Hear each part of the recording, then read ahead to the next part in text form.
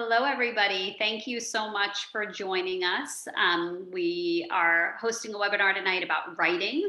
We're going to be talking a little bit about college too, but we are talking about how to level up your writing. It's something that we see at Expert Admissions all of the time as we're working with students on their college essays, but also as we're advising them with their courses and their curriculum and just working through each semester with grades and just different classes that require writing and communication. And so we take writing very seriously, and it's a big part of our process, and we're thrilled to be able to share some of our tips and tricks with you tonight. So thank you for joining us.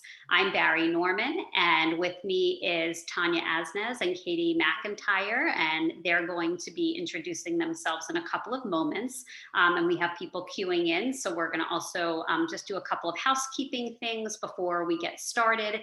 If you have questions, we invite you to ask them live as we go. I'll be moderating, and do that if you can. Remember to do it in the Q&A section as opposed to the chat. I'll try to grab from each, but I'm gonna be paying a bit closer attention to the Q&A box. So if you can do it there, that would be great. There will be a recording of the webinar, so we'll have that available afterwards. And yeah, thank you so much for joining us. So just a little bit of quick background about me. If you haven't been on our other webinars, I'm Bari Norman, as I said, and my background is in college admissions. So I used to work on the other side of things, reading applications at Barnard, and then transitioned to what we like to say is the other side of the desk, and have been a college advisor to students all over the country and all over the world for the last 17 years. And that's when Expert Admissions was born. So that's enough about me. Let's transition over to the real stars of our program tonight, Tania and Katie. Tania, let's start with you. Sure. Hi, my name is Tania Asnes. I am a writing specialist with Expert Admissions. I've been with Expert Admissions for, I was trying to figure this out, 6, 7 years, something of that nature. And how did I come to this? Well, while I did not do admissions with Bari over at Barnard, I did attend Barnard. And while there, I was a, what did we call them there? Writing fellow. Writing fellow. Oh my goodness. I was about to say specialist. I was like, that's not the same. So I was a writing fellow. So I was a peer writing kind of counselor, person to bounce ideas off of. And that was, we were trained, and then we worked with students across the curriculum and in the writing center. We would get attached to classes. So that's where I got my start doing this. And I work with lots of different students on their writing, just to level it up. People who are sort of doing great or doing pretty well everywhere else, but there's just like something sticking with their writing, and they need to just make some kind of, just really get a shift going. So that is what I do.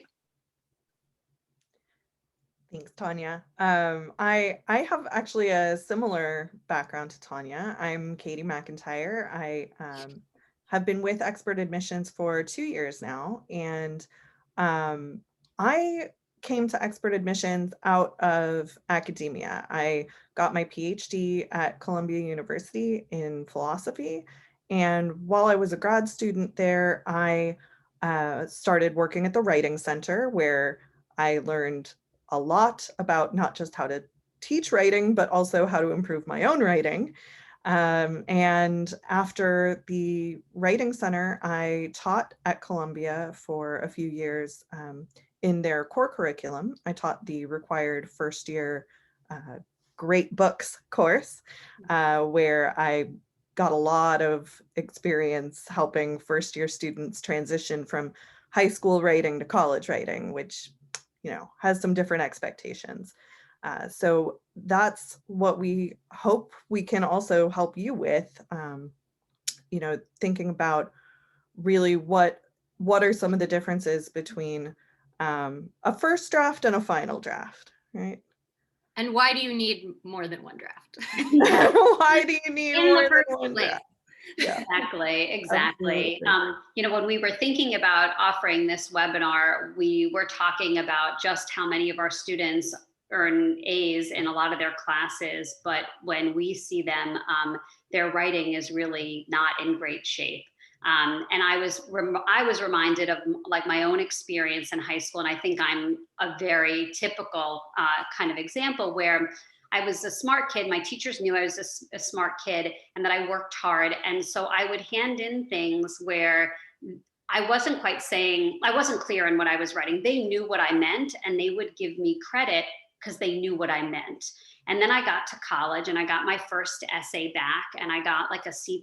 And I literally looked at it and was like, I think this is a mistake. Like I looked around and like double checked the name because I was like, Bari Meltzer, my name at the time, does not get anything but A's. And so this obviously was an error. And of course it wasn't.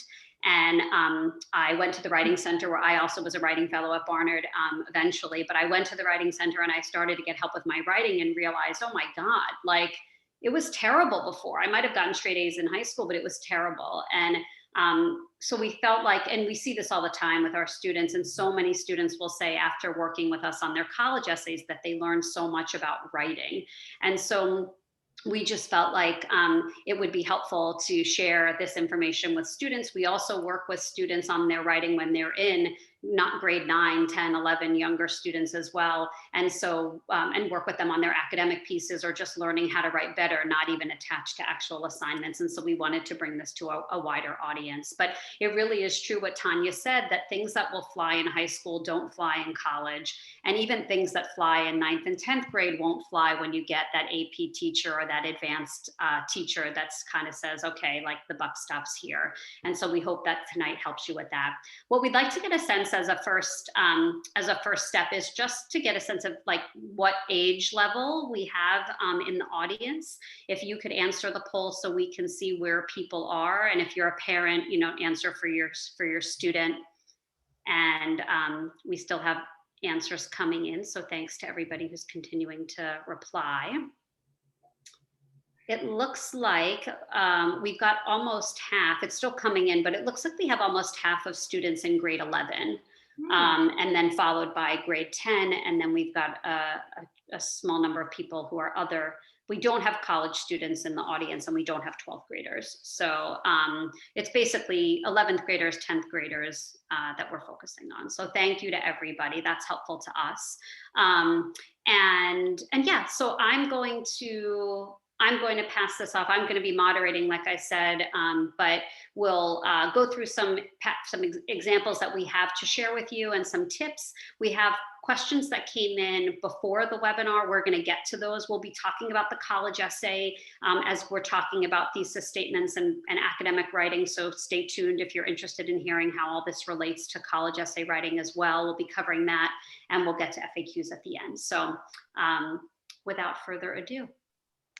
Great. Yeah. So as Bari said, we wanted to give you some concrete examples to think through of how a thesis statement can be improved. So tonight's webinar is really going to focus on the idea of the thesis statement, why it's so important, how to do it well.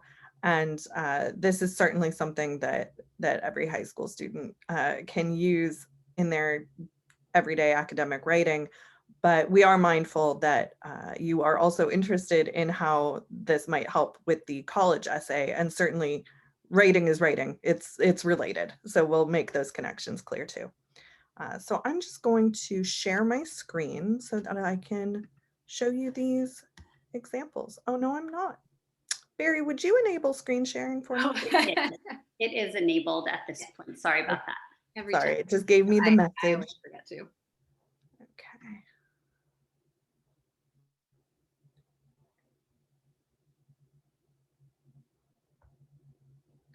Okay, there we go. So we're going to cover 3 common issues that we see with thesis statements tonight. And the way this will work is we will give you the example, and then Tania and I are going to talk through it. Basically, give our thoughts the way we would if we were presented with a piece of work that had this thesis statement. So our first example tonight is a thesis statement that doesn't address the prompt. And this can be a little tricky because you can read a thesis statement and think, that sounds perfectly strong. I can understand it. It's making a claim. But if it doesn't answer the question your teacher asked you, it's still not gonna fly. So let's look at the first prompt. And by the way, I'm going to interrupt for a moment, like just again, keeping the college piece, like this is one of the most common issues we see, right? With the supplemental essays where students answer something like very close, but not quite what the colleges are asking. And it can be a beautiful essay and it can even, tell us a lot about you. But if it doesn't answer what's being asked, then it's a no-go.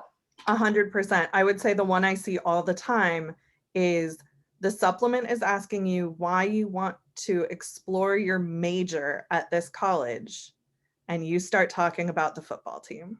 That's not the same thing. That's not the major. Yeah, anything that's not the major. It's extremely common. Or there's like one sentence about the major, and then the whole rest of the response is it focuses on some other aspect, and it's like they're asking you about academics. They haven't asked you about anything else, no matter how strong you think your reasoning is, on that front. So I apologize for interrupting, but it's relevant as we move forward. Relevant. No, it's extremely relevant. So the example we're using tonight, though, is from a history class, right?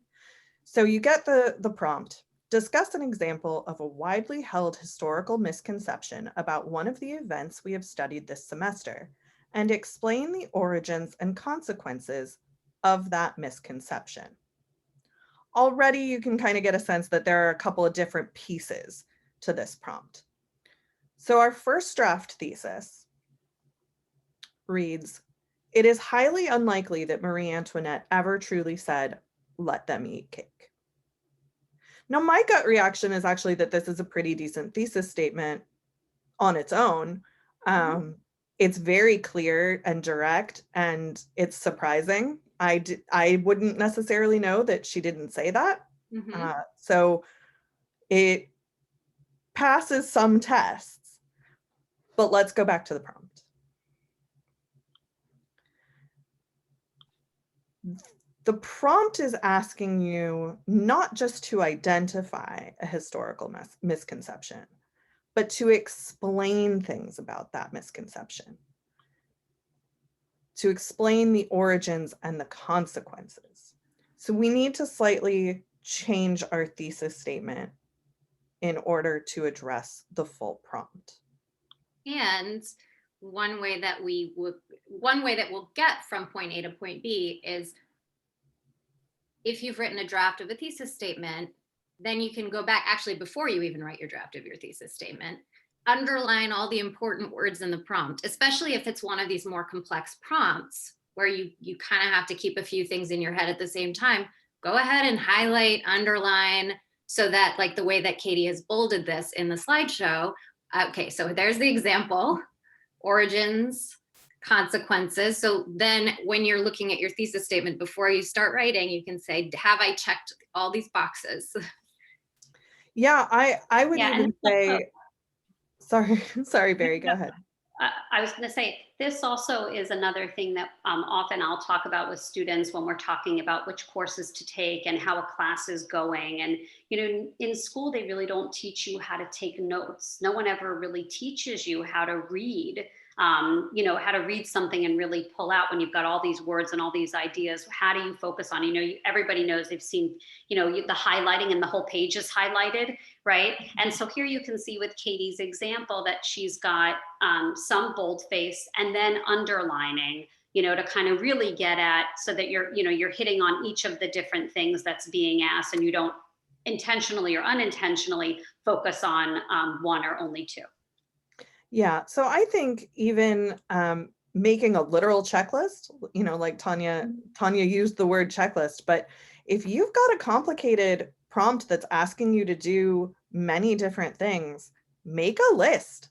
And then when you're done with your essay, go through it and make sure, have I answered all of these questions? It can be very helpful. I would also say sometimes you get thesis statements that don't address the prompt because the prompt itself was a little confusing. I think restating the prompt in your own words so that you know that you understand it, and that you can ask for clarification if you need it from your teacher is also a really important first step. So and can you guys talk a little bit about what, like when a student comes to you for one of their sessions, when you're just helping them with like an academic paper, and they're basically like a little lost with the text that they had to read and or the question, what kind of things do you do, like, and how do you, what are the things that you focus on to try and help students who feel lost after they've just read, you know, some kind of big text and are trying to even get their thoughts together so they can understand it well enough to answer either a complicated or layered question like this? Okay. Sure, yeah, I don't know which one. I mean, I can start off with that. I would say actually sometimes an essay prompt can be a really good way to navigate through a text. If you've read the text and it wasn't clear to you sort of what the point was or where you should be focusing, a well-written prompt can get you to focus, right? Take a literature example, right? That you might be asked, how does the symbolism of flowers affect your reading of such and such character? Well, now you know what to read for, right? So you can reread the text, keeping in mind, okay, I need to look for examples of flower symbolism and ask myself, what are they doing there? When I see that, what is my understanding of what's going on in the scene? And so actually, I think a prompt can be a useful tool for navigating a difficult text. Yeah, and I think when it happens, and it's not so infrequent, that a student is kind of like, it'll usually come out, you know, maybe 15 minutes into the session. It's like, what are you trying to say? It's like, well, actually, I don't actually understand what I'm trying to say because I didn't quite understand what Shakespeare was saying there, or this Irish story that was kind of confusing, or whatever I'm thinking of recent examples.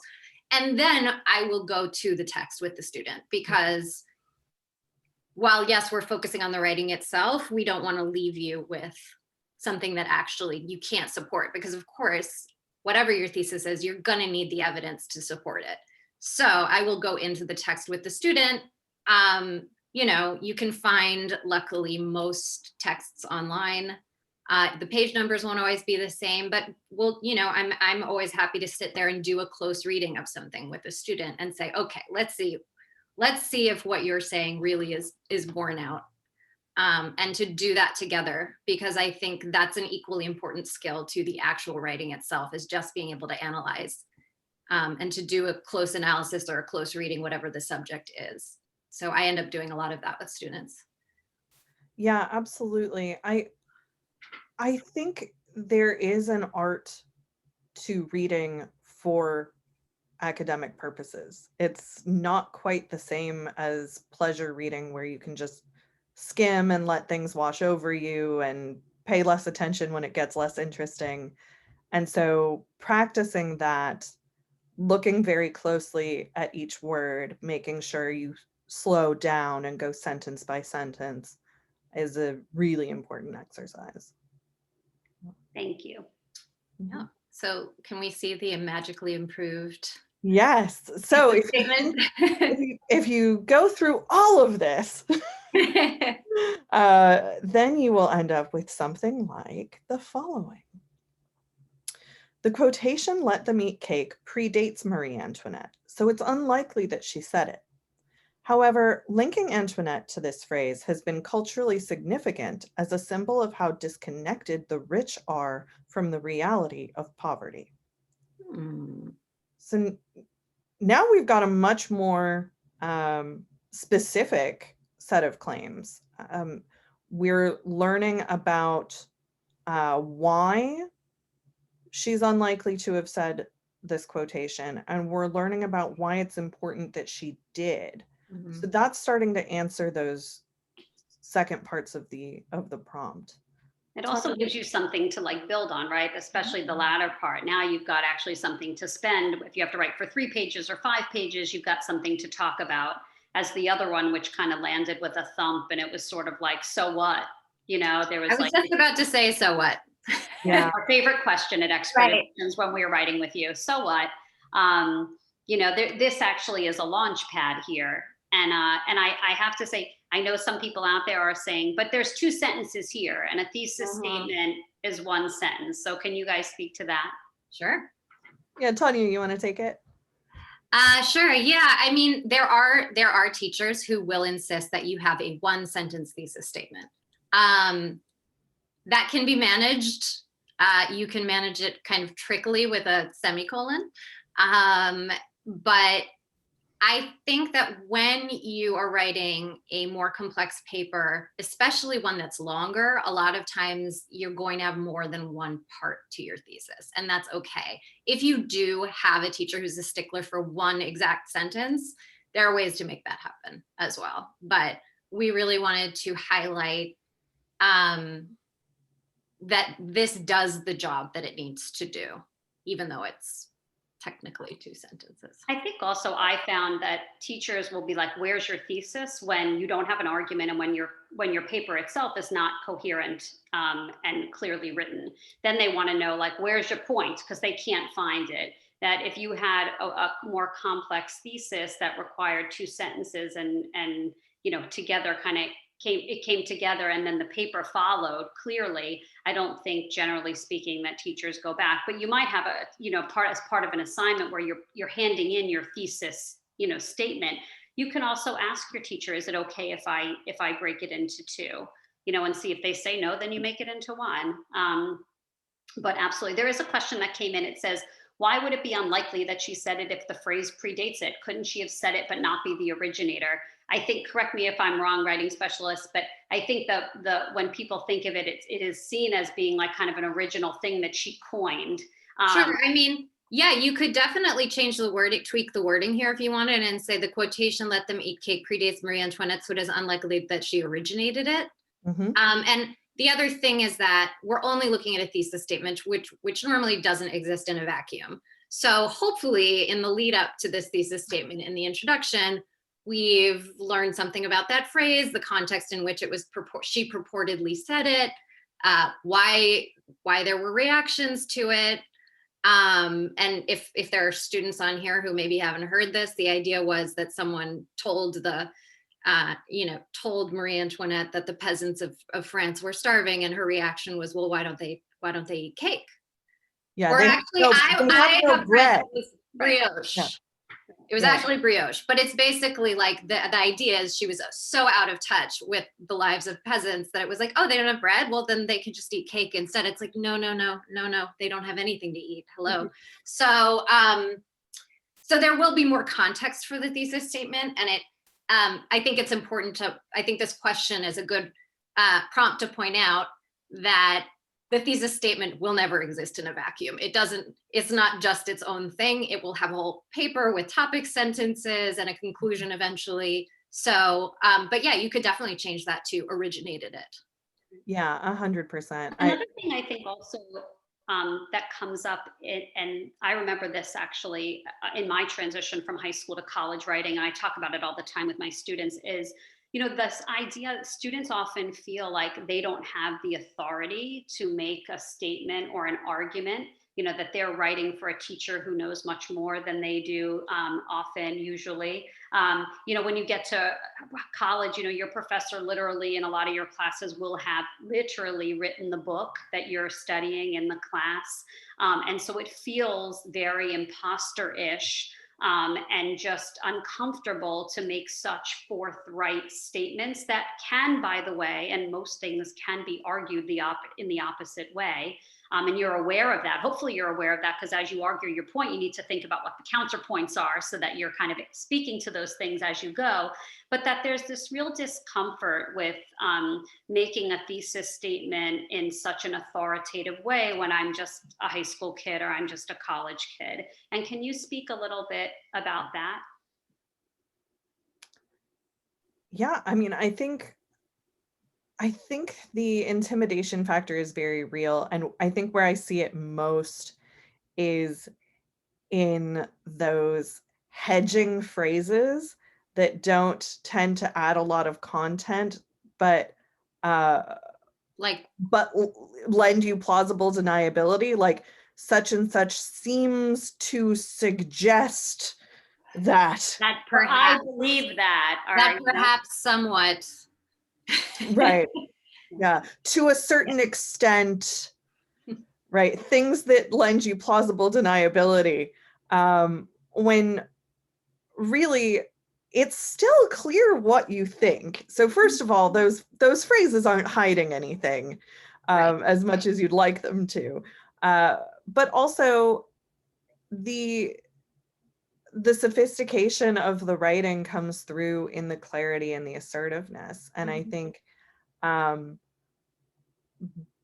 being confident in your own thought process is a huge part of good writing.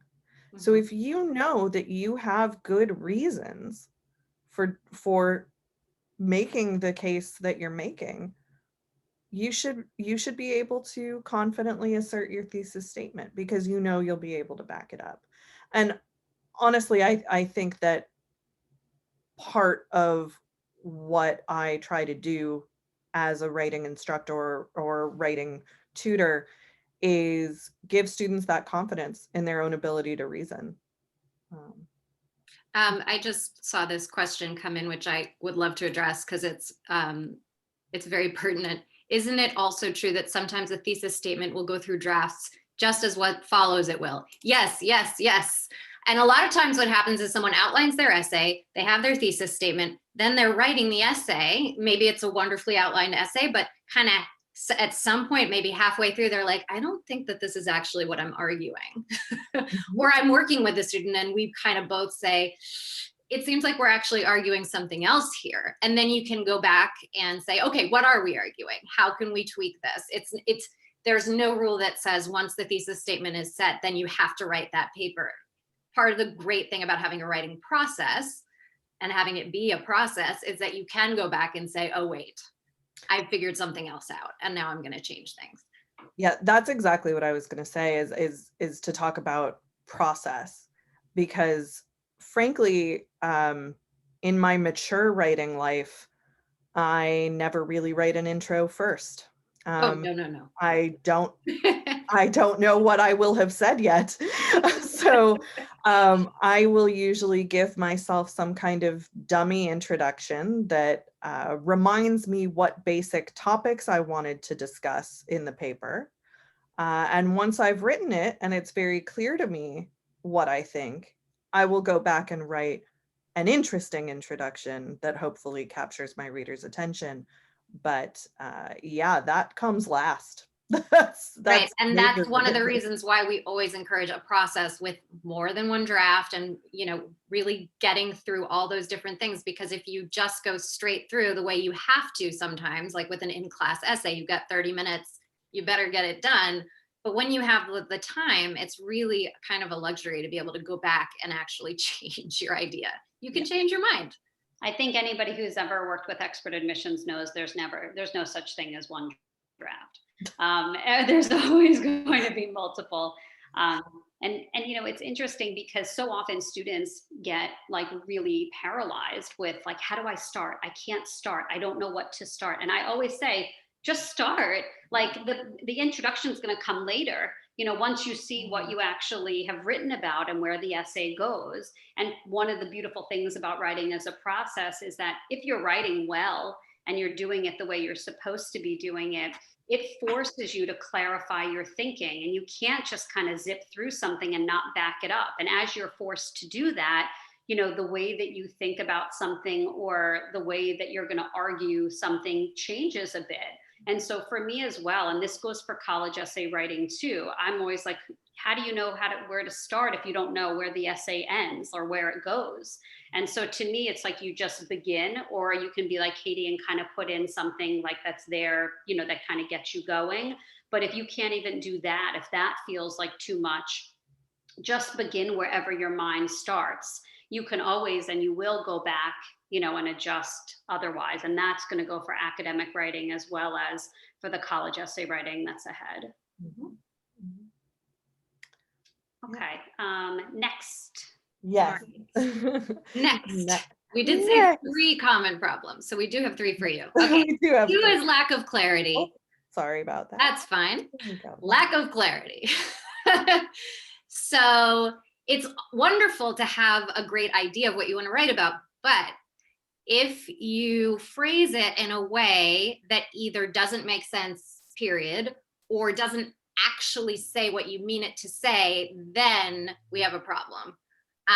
So here's an example. Pride and Prejudice portrays alarming traditionalism in a desire to reinforce patriarchal aristocracy. Wow, that's a mouthful. It is 1 sentence, that's good.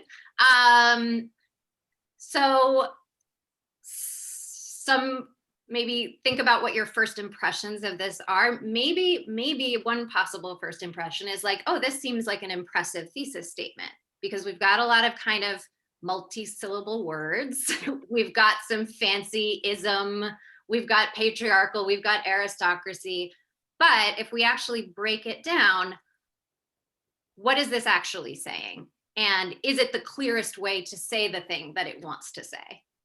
Katie, any thoughts? Yeah, absolutely. I mean, I agree. I think that one knee-jerk reaction people might have is, oh, that's sophisticated. Look at the isms and look at patriarchal. But I think if you were to ask yourself, what is this trying to convey, you would have a hard time. Mm-hmm. Um, And, oh, I'm sorry. Oh, no, I was just going to start breaking it down. Yeah, right. So there's a number of things here. So yeah, please break down. Oh, where to begin? Traditionalism. I am not sure what that refers to. Is right. there? I know what traditional is. Yes. But as an ism usually signals some kind of ideology. Is there Right, some kind of thing that I need to understand, and you will have to I will think that the writer is going to have to really define what traditionalism is in the context of this particular book. Yeah, For me exactly. to understand what this means. Exactly. That needs a definition. Which, like, there is a scenario where maybe that works, but it's maybe not the most efficient way to do this. Desire is an interesting word here, because it kind of I have this idea that I know what this person is trying to say about that Pride and Prejudice like is trying to do something, that this book is trying to, or is suggesting something, is advocating for something, is supporting something. But can a book have a desire? Debatable. Yeah. I think this is a great example of like knowing what somebody is trying to say, but they're not doing a good job of saying it clearly. And something that we come across all the time, and this is in college essays as well as in work for school, is, so often students mistake that, bigger words or the words that you kind of find in the thesaurus are the better words, and it suggests that you're smarter or that you understand it better for some reason. And it's actually exactly the opposite. If you can explain something very simply to people who aren't familiar with it, that shows a level of understanding. And we've all had teachers that we know knew what they were talking, they knew the material, but they were horrible at teaching it, right? So it's not that they didn't know what they were talking about, but they had a very difficult time communicating it to people who didn't have that knowledge. And so, big words don't mean that you're smarter. Actually, a lot of times for students, it's masking things. They let me kind of sound a certain way. I always encourage my students, like, pretend as if you're explaining this to like a kindergartner. Break it down. That's just being simple. And things that are simple don't have to be, things that are simple are not necessarily easy. And there's a real confusion of that just because something's simple, that either it's easy or it's simplistic, and that there's nothing further from the truth, and to take an example like that is not about writing, think about losing weight, right? It's pretty simple, right? Like, we all know what you need to do, but it's pretty hard. It's not easy if you want to do it. And it's the same thing with writing. where, you know, they're doing things simply is not necessarily easy. And showing that you understand something means speaking very clearly about it. And so don't, you know, kind of fuss it up with all these big words that kind of are more detractors than anything else. But that's such a common misconception among students, and they do it in their college essays, and it's really disastrous there. But it's the same thing when it's stuff here. Like, I think with this student, I know what they're trying to say, but it doesn't seem like they quite know what they're trying to say. There's always a place and a time for sophistication. We're not saying don't be sophisticated. And if you truly understand what a word means and you have the full capacity to write the paper that way, okay, but let's see what maybe a more simple but not simplistic thesis of this type would look like. Yeah, I always like to say your ideas should be complex, your writing should be simple, right?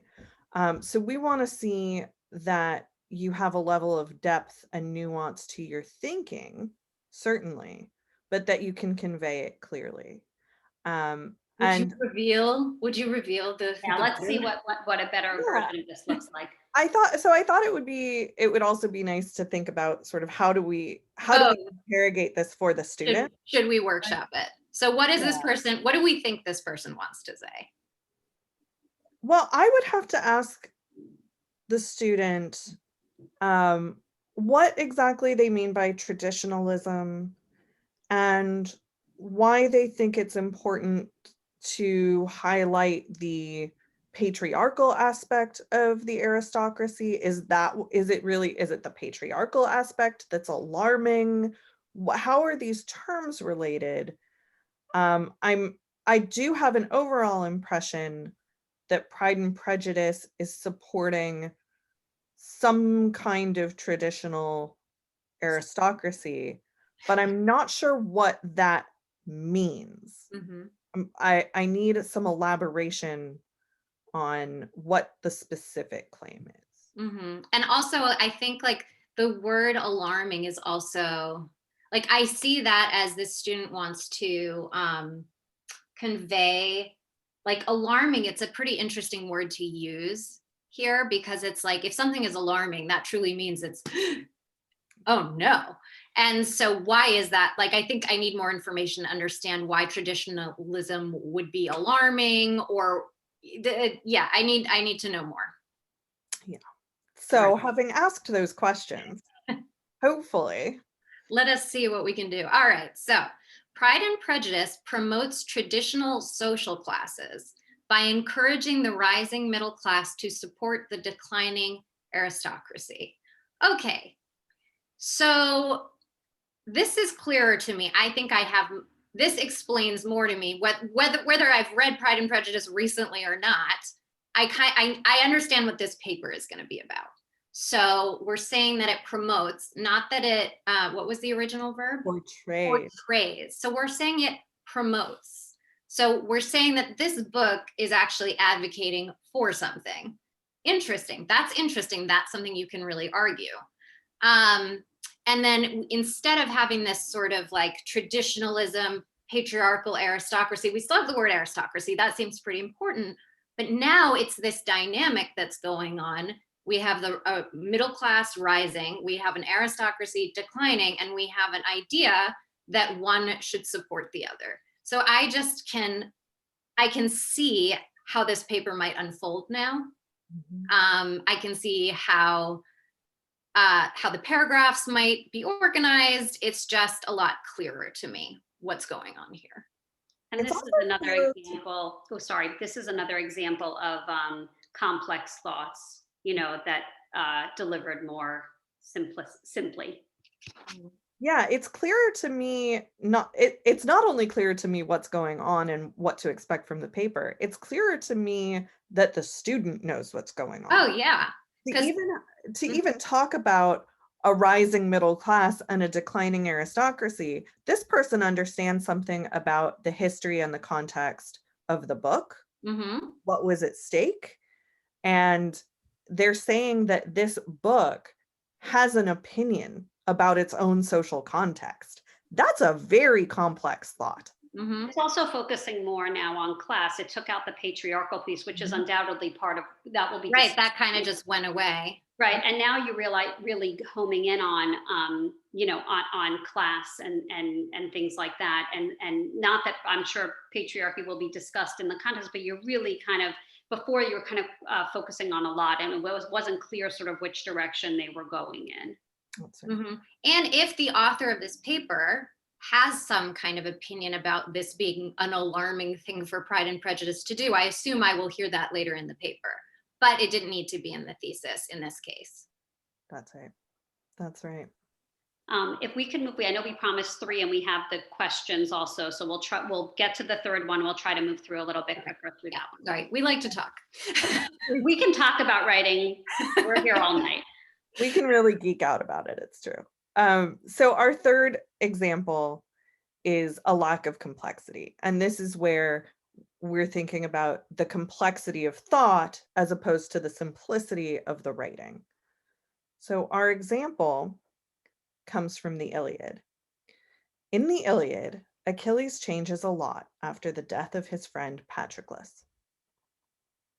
Now, this is certainly easy to understand, Mhm. but it seems to me to be more of an observation of the character of Achilles rather than a claim about Achilles. Right. So is there, whether you've read the Iliad or not, is it so is there something to, is there a claim to support here? Is there a world in which one could argue that Achilles did not change after the death of his friend Patroclus?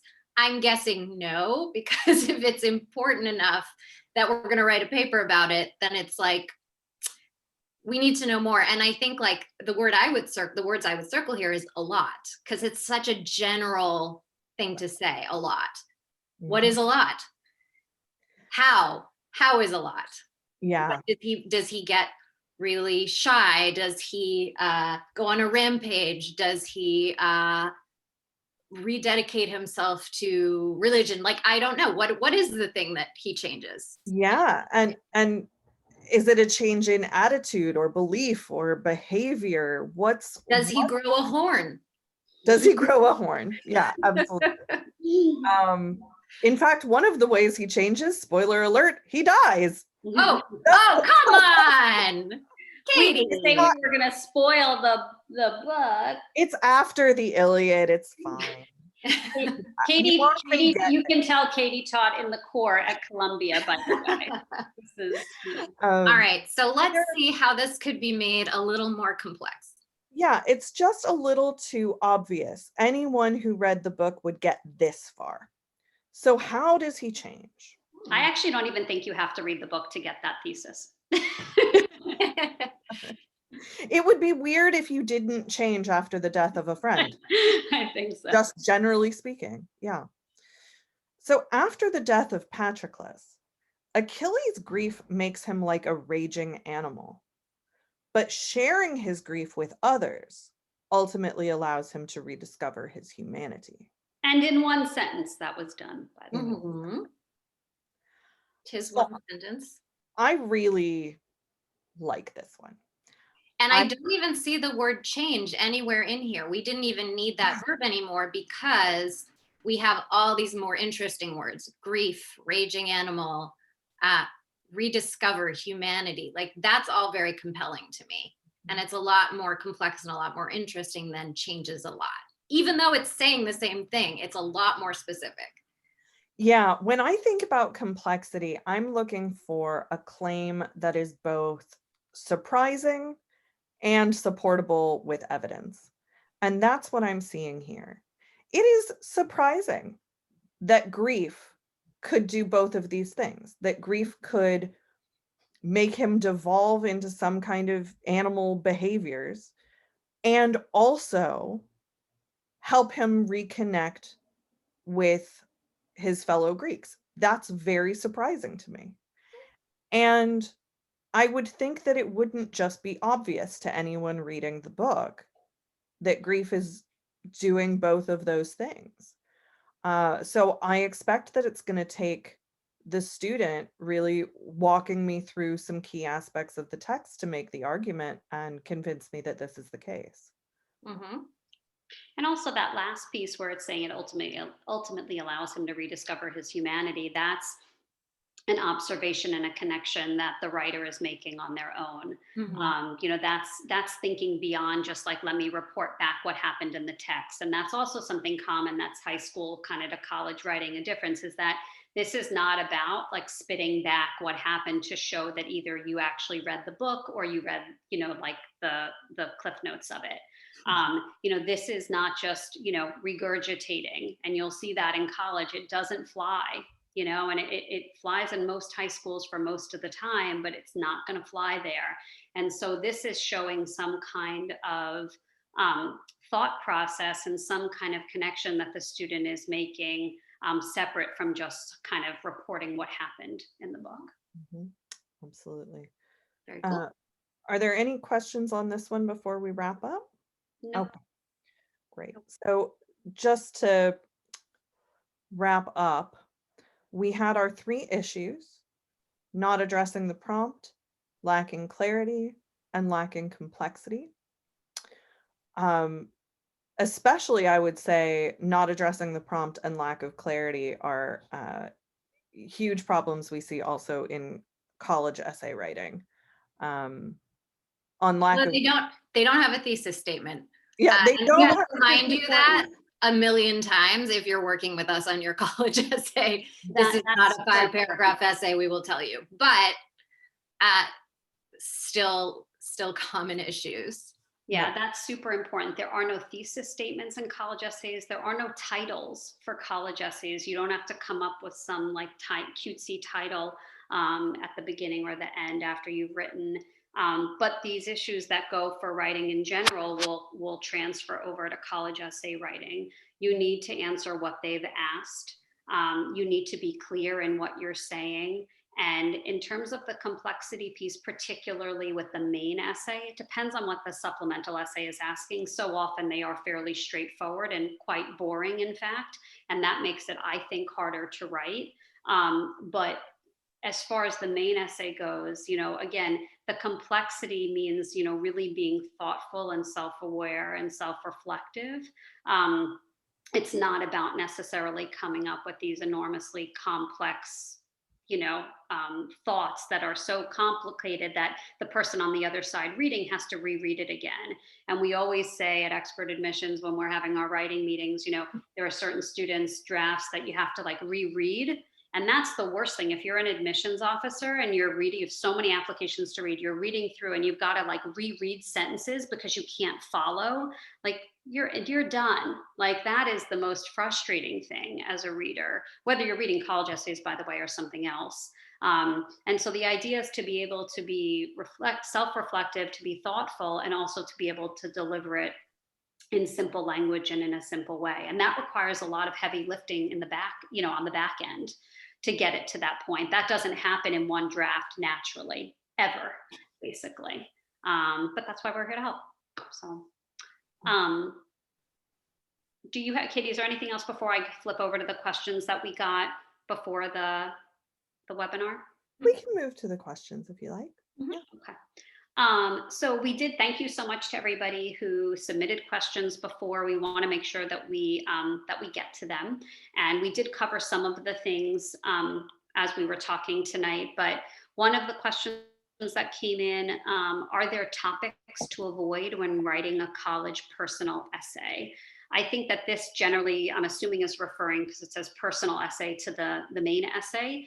I would say, in general, there are certain topics that I think are especially difficult to do well. And there are certain topics that I would generally say, if you can avoid to do so. I will also say, I've had students write about each of the topics that I'm going to share with you as being ones that I would tend to say to avoid. So sometimes you can do it well and do it right, so to speak. I do think it's really tricky to write about depression and anxiety. I've had actually one of the best essays that a student of mine has written was about just that. And she was a student who applied to a Reach school early, and I mean, not early, sorry, she didn't want to do it early. She wanted to apply nowhere early and had to reach school that was in regular. And she got waitlisted. And then on May 2nd, the day after the final date that everybody has to reply, the college called her and said, "We have one spot on the wait list. We want to offer it to you. We loved your essay so much. Like, we so wanted to admit you, but we said if we have one spot on the wait list, we have to give it to this student." And of course she cried and she took it and she's there now. But this was an essay about depression, which is, again, very, very, very risky and very hard to do well. And it depends on where you are with it and how you're going to handle it. I think that that's, generally speaking, though, a tough essay to do well. I think it's hard to write in general about role models and people you admire, because too often students will end up writing about that person as opposed to them. And that college essay, the topic is always supposed to be you. Newsflash, if you're writing a college essay, the topic is always you. And the other stuff, or maybe what people tend to think of the topic, is really more the story arc, or the kind of board that you jump off of to start talking about yourself. And so I think that it's important to sort of reframe the way that you think about college essay topics. The topic is you. How you want to talk about yourself, what aspects of you want to talk about, that's really more what's up for discussion. I also think things like essays where it's like, I was a star soccer player. I broke my ankle. I put in all the time in PT, and then I came back and I made the winning goal. That essay exists in every format, whether it's a sport or something else. The sort of like, I had a setback, I came back, and then like made the final goal. Again, not that those things can't be transformative, and really like actually enlightening for people. But that story, again, is your springboard to what did you learn about yourself and how did you change, not the whole lead in to the fact that you changed. The essay should be about the after the change, not getting to the change. So just without taking up too much time on that, I would say those types of essays and those, there are a couple of topics, like I said, that can be tough. But any topic can pretty much be done well, but it might be just more difficult. Another question is, are there any resources, books, or online? It's like, sorry, it's like not written in complete sense, but Katie, could you maybe, and Tania as well, like cover anything about resources or books or online stuff that people can refer to? Yeah, one of my favorite resources is the online writing lab at Purdue University. If you just type in OWL at Purdue, OWL, it'll pop right up. But I think the web address is owl.purdue.edu. I use this all the time. This is a website that is run through basically the Writing Center at Purdue University, and it has resources for beginning writers. It has resources for international students, non-native English speakers. It has the best citation guide ever, which is why I still use it. You can write forever and still not know what MLA formatting is. So I swear by it, and I send all my students there. And I would say, as something like, if you're really looking for like a book or an ebook to have, I am a fan of the Norton Field Guide to Writing. It's very comprehensive. It's thick.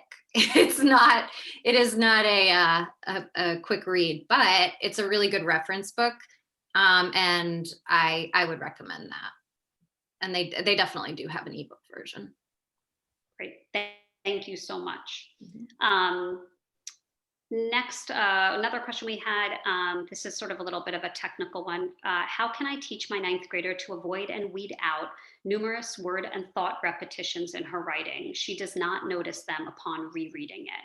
So basically just like a lot of like repetition in words and thoughts, and a student is not picking up on it even when looking back at it.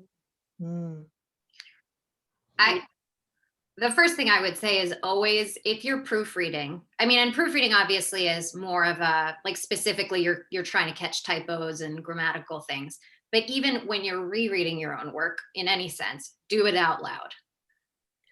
And don't do it out loud in that way where you're kind of like rotely going over it, because what will happen is your brain will fill in things that aren't there, or it will change things because you know what you meant. But really try to read exactly what's on the page out loud, because that is how you will actually say, wait a second, I didn't mean that, or there's a word missing, or I've said the word aristocracy 16 times. It'll become much more obvious if you're actually putting in the effort to speak. Yeah, I 100% agree with that. And if the problem is less a repetition of words and more a repetition of ideas, I think that can be harder to catch. If you're sort of saying the same thing 3 different ways, I think that can be harder to catch. So what I like to do is an exercise called reverse outlining, where you look at what you've actually written and you try to rewrite the main idea of each paragraph based on the paper you've actually written, not what you think you've written. And then compare the two, compare the outline to what you've said. And if you're asking yourself, where in this paragraph did I state this main idea? And all of a sudden you can find 3 different sentences where you've said it becomes clearer that you've repeated yourself. Yeah, it's definitely tricky. And oftentimes when students, they know they have to fill 3 to 5 pages, right? And they get to X page and they're like, I got nothing else.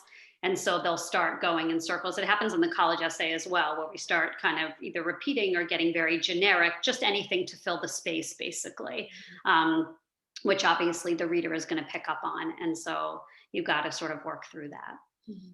Another question is, what's your brainstorming process like for the Common App personal essay? Oh my goodness, it's a big process. So, The whole thing.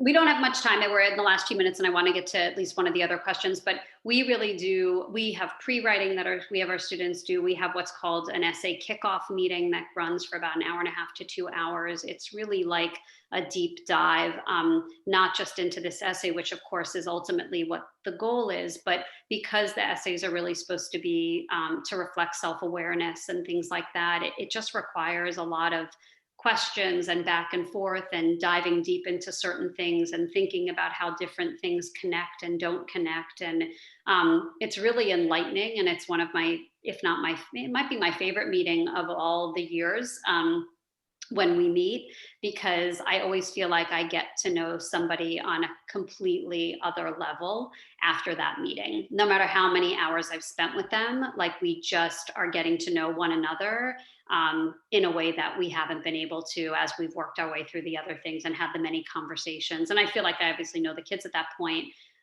We also, as part of our process, we share a lot about ourselves, and that's a requirement on our end. We feel like if students are going to spill their guts out to us and we're going to help them, write these, come up with these ideas and help them work on their writing, that the only thing that's fair is to reciprocate as opposed to just taking and taking and taking. And so I think that also helps open up things and helps students come up with better ideas and be more open. And then we can come up with much more reflective and deep essays and topics. So we're really big on the kind of that it's a collaborative process, that it's not just kind of, you kind of only one-sided, so to speak. And okay. I might just jump in real quick to say that yes, the college essay brainstorming is a huge topic. So we can't cover it comprehensively now, but we are planning another webinar to address that issue specifically a little later on in the summer. I think we settled on July, but we don't have a date yet. So if you stay tuned, it's our July webinar. Yeah, we can definitely address that in more detail then. Yeah, absolutely. And another question, any good writing summer programs recognized by colleges, any writing competitions for middle and junior high students? I'm not sure so much about middle and junior high students because quite frankly, we focus on high school students. I would have to look that up. But for writing programs that are well known and well respected, Kenyon runs a great program, UVA runs a writer's workshop That's great. University of Iowa runs a great program. Swanee, the University of the South, it has a wonderful program. There are many. I would say those are some to start looking at. And there are writing competitions for high school students. It depends also what kind of writing you do. It depends on your timeline. It depends on what kind of college you're shooting for, kind of what might make sense. But getting your writing published in some way, shape, or form, or getting it recognized in some way, shape, or form is pretty much always a good idea. And then just to quickly grab the Q&A is the question about can you write the names of the books and the websites and the resources here in the chat? And also a couple of people have asked about a recording of this webinar. This webinar was recorded. It will be sent to you after automatically, so everybody will receive a copy of the recording. And what we can do is when we send out the email with that, the link to the recording, we can make sure that we put the names of those resources that Katie and Tania mentioned so that you have them as well. So we'll be sure to do that. And thank you so much to everybody for joining us. We could geek out about this for another hour or two. As you can tell at Expert Admissions, we love writing and we love the process of writing, more importantly. And when done well, it's really therapeutic and it's really enlightening and it just feels really good. And it just feels good to feel like you know what you're talking about and that you have the authority to come out and say it. And so that's really our goal in helping students, whether they're working on a paper for class or something much more personal like a college essay. So thank you so much for joining us. Again, the recording will be available. Stay tuned for more webinars. We'll have them once a month. We'll continue to have writing webinars as well. And if we can be of help to you in your writing, please don't hesitate to reach out. So have a good night, everybody. And again, thank you so much for joining us. Thank you. Thanks, everyone. Good night, everyone. Good night.